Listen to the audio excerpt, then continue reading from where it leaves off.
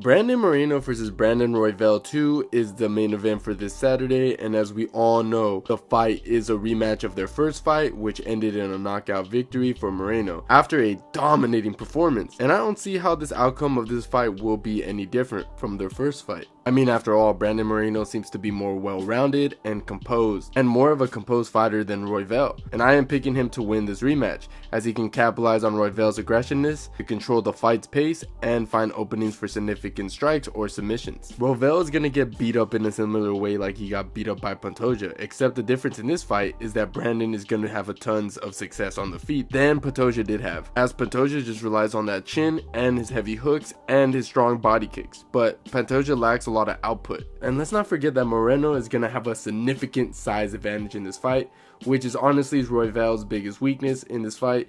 Yes, the dude is tall and he's going to have a big frame against majority of these flyweights, but the dude is a toothpick. Moreno is actually a great wrestler. He out-wrestled him once, and I think he's going to do it yet again, and I honestly think he's going to make it look easy. And look, I'm aware that Royval is dangerous in the ground, but I don't know. I don't think he will submit Brandon. Like, I would honestly be pretty surprised if he does, but I doubt it. Like I said, you know, Moreno's grappling has gotten way better this time, man. And look, I'm not saying that Brandon Moreno is going to win all the rounds in this fight, but I do believe Brandon is going to win majority of the rounds in this fight. The only way I see Royval winning is if he lands a crazy spinning attack or a flying knee, but Moreno isn't wild. He's super patient, and I think he'll be expecting that. I think Brandon's defense is going to be good, and I think he's going to be ready for any crazy attack that Royval brings. And Brandon is going to be seeing majority of those shots coming, and I forgot to mention that Brandon has the power advantage on the feet. Royval doesn't have any power when it comes to the basic strikes, and look, man, Royval is a good submission artist, but Brandon is the better wrestler. I'm telling you, man, he's just going to control Royval on the ground. And dude, the cherry on top is the fact that Royval has just came back from a 5-round war against Pantoja,